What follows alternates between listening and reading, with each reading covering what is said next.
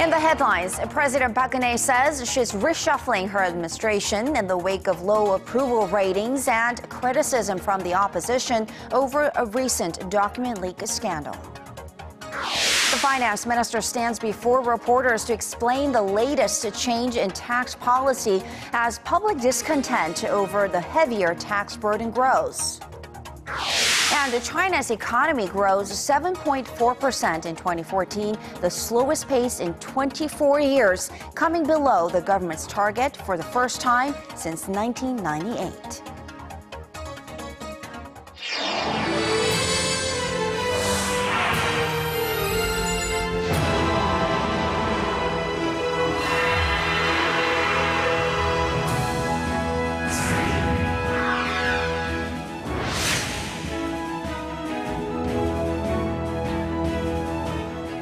Welcome to the program. You're watching Primetime News. Live from Seoul, I am Kang Chiri. And I'm Sean Lim. Thanks so much for joining us tonight. We begin at the nation's top office with her approval ratings hitting an all-time low. President Park Geun-hye has promised to reshuffle her office to turn over a new leaf. The president also said this shakeup will help the government better carry out her economic reform plans. Our Choi Yoo-sun starts us off. President Park Geun-hye says she will soon reshuffle her staff and cabinet to sharpen her focus on revitalizing the economy in the new year. 청와대 조직도 일부 개편을 통해서 업무의 효율성을 높이고 심기일전에 일할 수 있도록 하고 지금 공석으로 있는 해양수산부 장관 등 꼭 필요한 소폭 개각을 통해서 새롭게 출발하는 계기로 삼고자 합니다.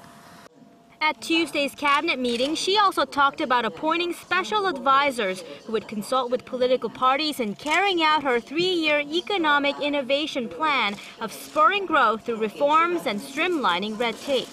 President Park then reiterated what she said at her New Year's press conference, that this year will offer the Korean economy a final chance to recover and make a leap forward. The president is thought to be speeding up personnel reforms after approval ratings hit an all-time low of 35% amid public criticism over disorder within the administration surrounding documents leaked from her office. The reshuffle is widely expected to occur before the Lunar New Year holiday next month.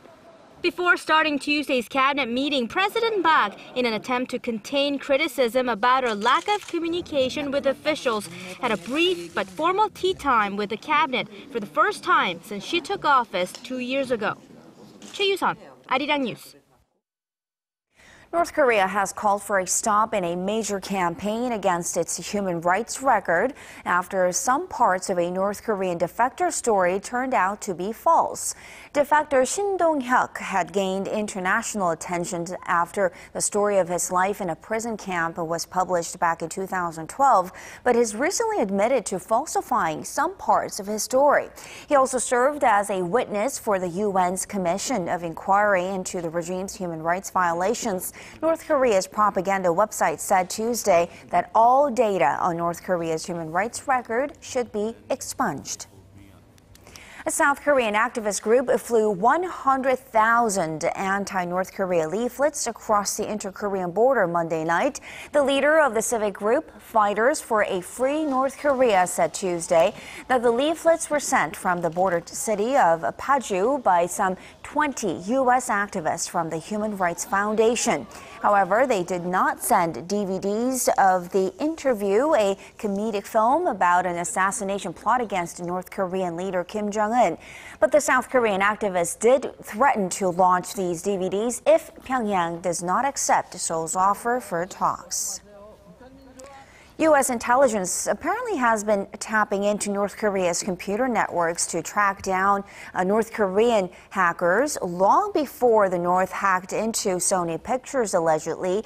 If this is true, then some are asking why wasn't it able to prevent this hack attack on Sony? Our Kim Hyun-bin tells us more.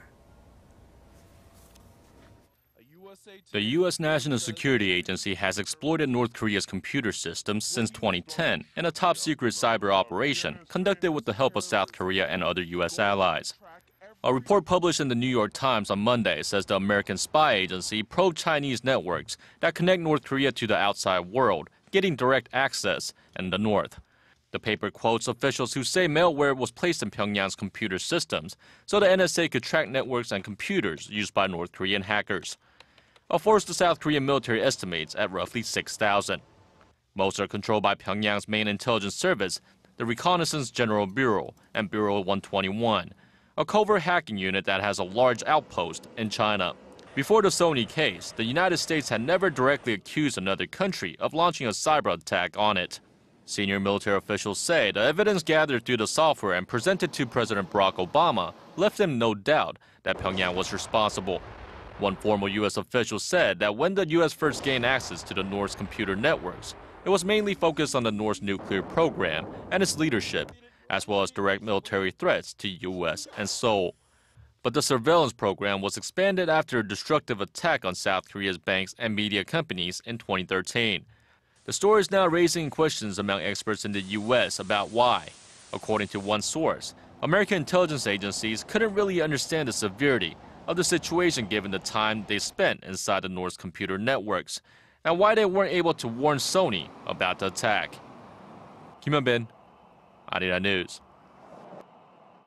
While visiting the Holocaust Museum in Jerusalem, Japanese Prime Minister Shinzo Abe had some choice words about human tragedies like the Holocaust, but he fell short of mentioning his own country's wartime atrocities.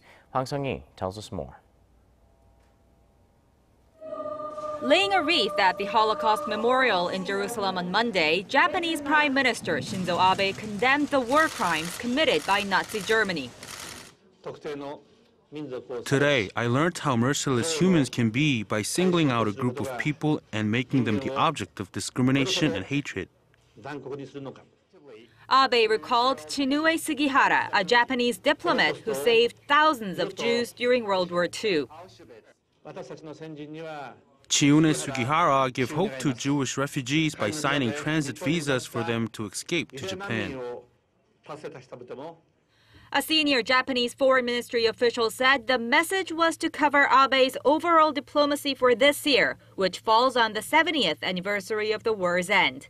But Abe made no mention of Japan's own wartime atrocities, such as its sexual enslavement of some 200,000 women, many of whom were Korean. Such acts are seen as part of Abe's efforts to dispel international misgivings that he's trying to revise history. Korea and China, the major victims of Japan's militaristic past, continue to call on Tokyo to issue a sincere apology for its past wrongdoings. While Tokyo's relations with its neighbors remain at a historic low, all eyes are on the so-called Abe statement to be issued in August, which is expected to express Japan's remorse over the war. Park Geun-hye, Arirang News.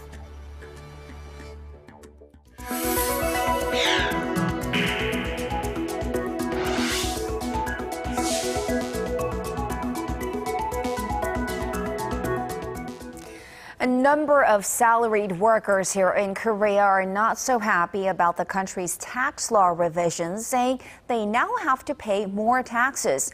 So much so that the finance minister had to come out and defend these revisions. Our Hwang Ji has the details. A public outcry forced Korean Finance Minister Choi Kyung-hwan to stand before reporters on Tuesday over the government's change in tax policy. He said the change that comes into force this year aims to redistribute wealth to low-income families. Changing tax benefits from tax deductions into tax credits will raise the tax burden on high-income earners, but will decrease the burden on low-income workers. Many salaried workers have been slamming the government, saying they will face heavier tax burden under the new system. The minister responded that while the government had collected more tax every month and returned the balance later, the new tax policy collects less every month and returns less. But he did pledge to monitor the tax burdens. We are reviewing better ways to settle income tax, including tax reduction for retirees and families with many children. Korea's tax revenue has fallen short of the target in the past few years, with the deficit for last year estimated at around 9 to 14 billion US dollars. For this year, the National Assembly Budget Office estimated the shortfall will reach around $2.8 billion. Hwang Ji, Arirang News. The Chinese economy posted its slowest growth last year in 24 years and thus comes below the government target for the first time since 1998. But the world's second largest economy is not alone when it comes to weak growth. Shinzo has more. China registered its lowest economic growth in 24 years, expanding just 7.4% last year. Although it missed a government target by just 0.1 of a percentage point, it was the first time in 16 years the economy had missed the target. However, the head of China's National Statistics Bureau is optimistic, noting that 7.4% growth isn't low compared to other countries. Ma Jiantang said his country's economy would keep its inexhaustible momentum this year. More importantly, we must see the potential and conditions, especially the solid foundation, inexhaustible momentum, and continuous innovation of the government's macro regulation for China's economic growth to maintain a moderate to high speed in the long run and advance towards the high end. The International Monetary Fund's chief economist, Oliver Blanchard, also expressed confidence in Beijing's policymakers, saying the country's slower growth reflected a shift to a more consumption-based growth model for a heavy reliance on investments and exports. The latest Chinese data came as the IMF lowered its growth forecast for the global economy. The fund said on Tuesday it now expects the global economy to grow 3.5% this year, down from its previous projection of 3.8% made in October. For this revision, it cited the slowing Chinese economy, the mounting recession in Russia, and a weak European economy. The fund ratcheted down the forecast by 0.3 percentage points for next year as well to 3.7. The lowered outlook is expected to impact the unemployment rate across the world. The World Employment Social Outlook report by the International Labor Organization said that over 210 million people will be left without jobs by 2019, up from around 200 million now. Shinzo, Arirang News. Korea is on track to save some big bucks this year thanks to cheaper global oil prices. With the country's oil consumption cost expected to hit its lowest level in 4 decades, analysts say Korea could save up to $40 billion this year. Kim Min-ji has more on who'll get the big savings. Korea is expected to benefit from tumbling crude prices. According to the IMF and the Korea Energy Economic Institute, the cost of Korea's oil consumption is expected to drop to 1.7% of the GDP this year. That's the lowest level in 45 years.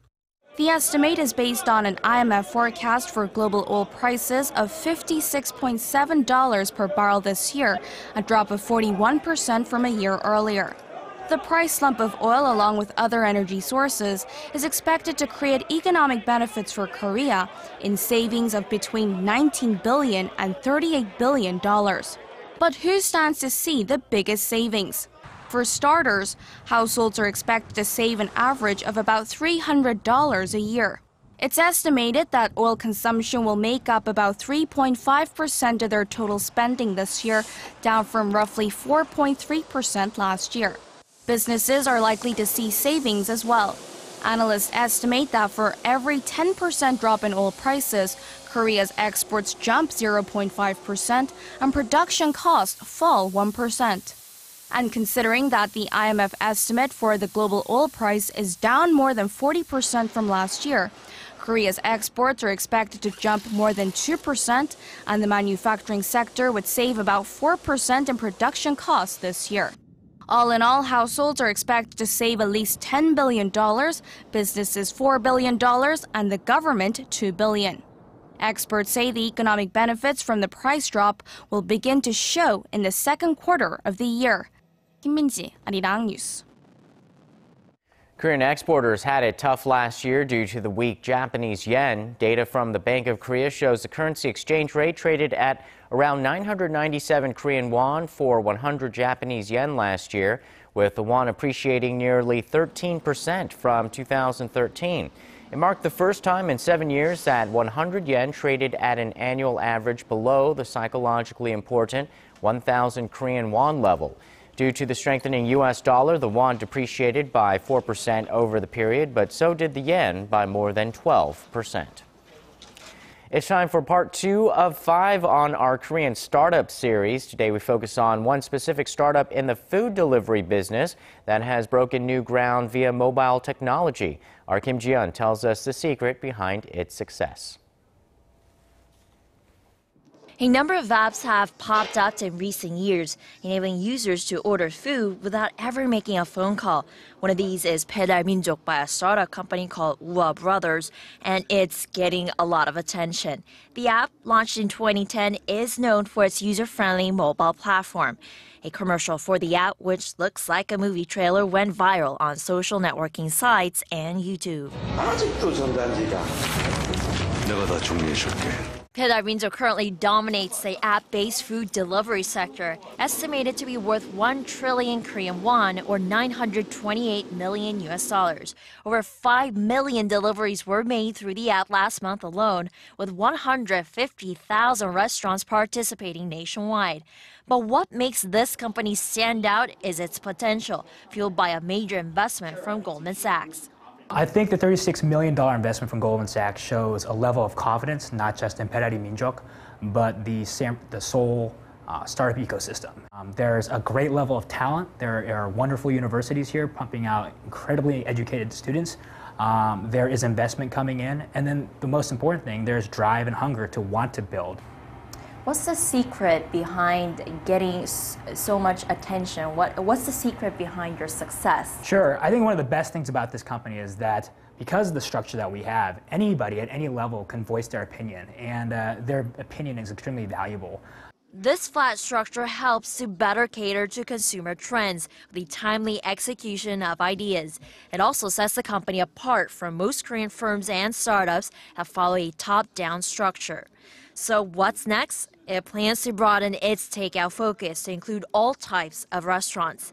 The company also wants to go global. It has already partnered up with Line, a mobile messaging app owned by Korea's largest portal Naver, to expand into Japan. Kim Ji-yeon, Arirang News.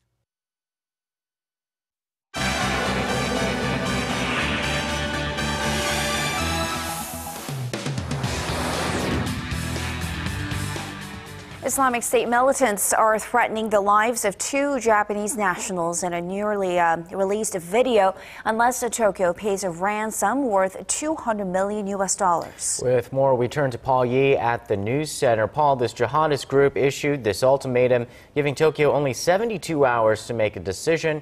And the Japanese government has apparently issued an official response to this video. What did they say? Well, Chief Cabinet Secretary Yoshihide Suga said on this Tuesday that authorities are working to verify the authenticity of this video, but stressed there was no change in Tokyo's stance of not giving in to terrorists. Later, Japanese Prime Minister Shinzo Abe condemned the threat and demanded the safe return of the purported hostages. It is an unacceptable act to threaten us in exchange for human lives, and I feel angry about it. I strongly urge them to immediately release the hostages without harming them. We will continue to contribute to the regional peace and stability in cooperation with the global community. It is an inevitable course for us, and there will be no change to it. The Prime Minister added that he is sending Vice Foreign Minister Yasuhida Nakayama to Jordan to lead efforts in resolving the hostage situation. The propaganda video in question shows a masked figure in black standing in the desert, holding a knife before 2 men who are kneeling down. The figure criticized Japan for its support of the U.S.-led coalition, waging a military campaign against the Islamic State. And shifting to Brussels, the European Union has vowed to maintain a range of economic sanctions against Moscow over its role in the Ukraine crisis. The EU's foreign policy chief, Federica Mogherini, said Monday that there was no grounds to lift the sanctions despite calls for dialogue with the Kremlin. However, she clarified that stirring a strategic debate did not mean changing the current course of EU relations with Russia. We were united and we still are united on this. Our relations with Russia can only change if and when, I hope when, but at the moment it's if, commitments that were taken in Minsk are implemented. And let me say that the latest developments on the ground are definitely not encouraging, rather the contrary. Mogherini was referring to the intensifying violence in eastern Ukraine between government forces and pro-Russian separatists despite a ceasefire reached last year. European observers warned the security situation was rapidly deteriorating and that the greatest concern was for civilians trapped in the crossfire. And in the Middle East, Iran's oil minister has stressed that an extended period of low oil prices poses no threat to his country's oil industry. He even said Iran would be able to weather market shockwaves if crude prices drop to as low as $25 a barrel. According to Iran's state-run Fars news agency, Bijan Zanganeh made the remarks during a conference in Tehran on Monday. Oil prices have tumbled nearly 30% since OPEC made its decision late last year to keep production unchanged at 30 million barrels a day. The slowing global economy is struggling to absorb that figure, especially as U.S. shale oil producers maintain a steady output. As a major oil producer itself, Iran is pushing hard for OPEC not to hold an emergency meeting to address falling oil prices. And finally, the e-commerce giant Amazon is looking to take on Hollywood in its latest business venture. The U.S.-based online shopping firm announced on Monday it will independently produce and distribute films to theaters across the United States. The move comes as Amazon is expanding its media empire with its own line of original TV shows, including Transparent, which picked up 2 Golden Globe Awards. The new studio will be led by Ted Hope, who helped produce the Academy Award-nominated film Eat, Drink, Man, Woman. The company said it wants to produce 12 movies a year, with production set to ramp up later in 2015. As for its first premiere, plans are in the works to make a sequel to director Ang Lee's Crouching Tiger, Hidden Dragon. And that wraps up our look at international stories for now. I'll see you back here tomorrow night.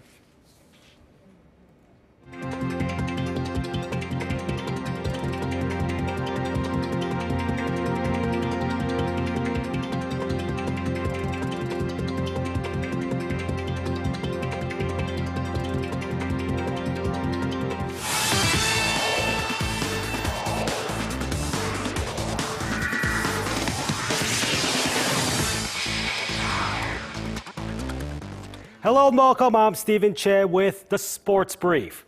Now, the Asian Cup is headed to the knockout stage after Group D wrapped up. Japan and Iraq beat their opponents in the third and final matches to advance to the quarterfinals.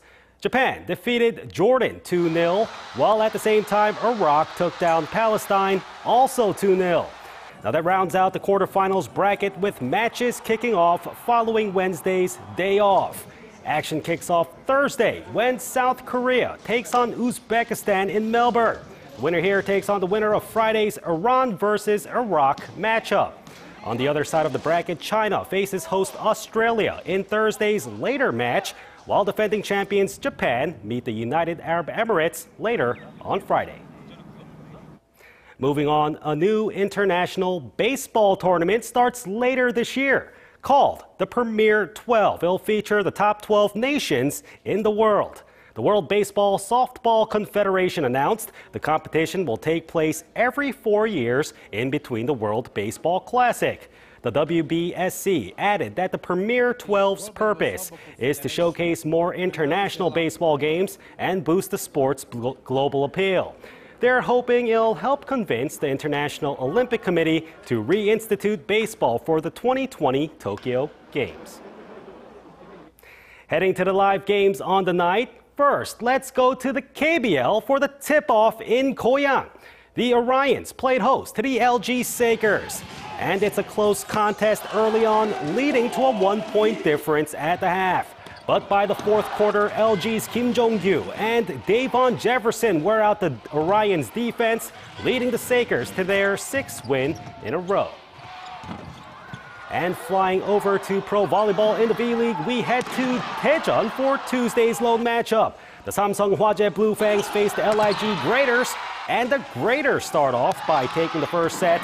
But the Blue Fangs come alive, blazing through the next three, with Leo leading the D with 6 blocks. The win is their 18th of the season. Ending off at the Alpine Skiing World Cup in Italy, American Lindsey Vonn set the Women's World Cup wins record with her 63rd victory. She dominated the field with a flawless run in the Super G to get the win and to break the 3.5-decade record set by Anne-Marie Moser-Pröll of Austria. The 30-year-old is in top form and is a favorite in the championships next month. Meanwhile, her boyfriend, Tiger Woods, made a surprise visit and caused a stir when his tooth was knocked out by a cameraman. And that wraps it up for now. Your weather's up next. Have a good night.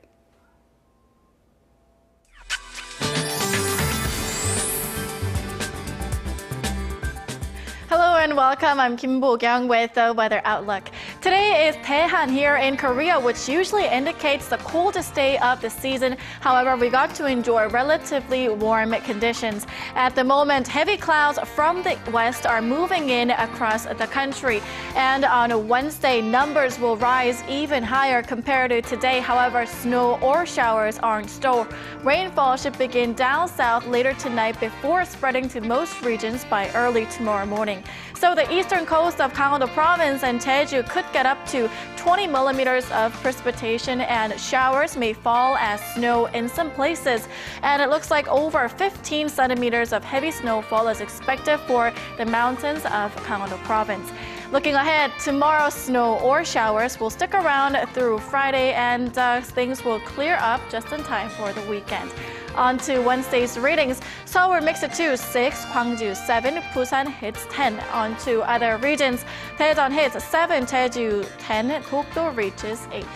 That'll do it for now, but more updates coming up after midnight. And that's primetime news for this Tuesday. I'm Sean Lim. Thanks for watching. And I'm Kang Chae-ri. Have a great evening. We'll see you again soon.